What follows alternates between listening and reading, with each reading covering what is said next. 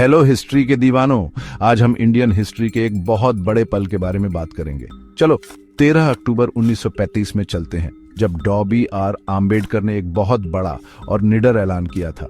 सोचो, नासिक के पास योला में एक बहुत बड़ी सभा। आम्बेडकर, एक महान हस्ती, आगे आते हैं और कहते हैं, मैं हिंदू कहलाकर नहीं मरूंगा। ये बस यूं ही नहीं कहा गया था, ये बरसों के संघर्ष और निराशा का नतीजा था। 10 साल से भी ज्यादा समय तक आम्बेडकर ने हिंदू धर्म में सुधार लाने और दलितों, जो जाति व्यवस्था में सबसे नीचे थे, उनके लिए बराबरी का हिक्यू दिलाने के लिए बहुत मेहनत की। लेकिन इतनी कोशिशों के बाद भी उन्हें ऊंची जाति के हिंदुओं से भेदभाव और विरोध का सामना करना पड़ा। उनके शब्द, धर्म मनुष्य के लिए है, मनुष्य धर्म के लिए नहीं, ये उनकी इस गहरी सोच को दर्शाते हैं कि कोई भी धर्म इंसानियत की सेवा करे, उसे गुलाम नहीं बनाए। जाहिर है, इस ऐलान ने बहुतों को चौंका दिया, जिसमें महात्मा गांधी भी शामिल थे। गांधी जी को लगा कि आम्बेडकर का फैसला जल्दबाजी में लिया गया, अछूतों पर हुए अत्याचारों की प्रतिक्रिया। लेकिन आम्बेडकर का मन बना हुआ था, ये एक ऐसी व्यवस्था के खिलाफ सोचा समझा फैसला था जो असमानता और अमानवीयता को बढ़ावा देती थी। अपने ऐलान के बाद आम्बेडकर तुरंत किसी और धर्म में नहीं गए। उन्हें कई धार्मिक समूहों से अच्छे ऑफर्स मिले, जिनमें हैदराबाद के निजाम और ईसाई मिशनरी भी शामिल थे। लेकिन आम्बेडकर, जो हमेशा सिद्धांतों वाले इंसान थे, ने इन ऑफर्स को ठुकरा दिया। वो दलित समुदाय के उत्थान के लिए खुद पर भरोसा और कड़ी मेहनत में विश्वास रखते थे। अगले 21 साल तक आम्बेडकर ने दुनिया के मुख्य धर्मों का अध्ययन किया।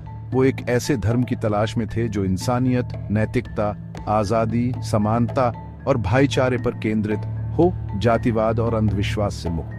और फिर उन्हें बौद्ध धर्म मिला। ये उनके मुख्य सिद्धांतों प्रज्ञा, विजडम, करुणा, कंपैशन और समता, इक्वालिटी से मेल खाता था। आम्बेडकर का मानना था कि सच्चा धर्म मानव कल्याण और नैतिक जीवन पर केंद्रित होना चाहिए।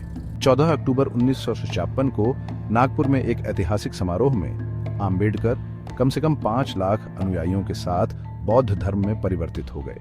उन्होंने 22 प्रतिज्ञाएं ली, हिंदू देवी देवताओं को त्याग दिया और बौद्ध सिद्धांतों को अपनाया। यह धर्म परिवर्तन केवल एक व्यक्तिगत निर्णय नहीं था, ये एक क्रांतिकारी कदम था जिसने भारत में बौद्ध धर्म के पुनरुत्थान को चिंगारी दी। आम्बेडकर के कार्य आज भी दलित आंदोलनों और धर्म परिवर्तन को प्रेरित करते हैं। तो यह बात क्यों मायने रखती है? आम्बेडकर की यात्रा अपने सिद्धांतों पर अडिग रहने की शक्ति का प्रमाण है, चाहे कितनी भी मुश्किलें क्यों न हों। उन्होंने हमें दिखाया कि असली बदलाव अंदर से आता है और कभी-कभी एक बेहतर दुनिया बनाने के लिए हमें सबसे पहले उन नींवों को चुनौती देनी चाहिए जिन पर वह टिकी हुई है।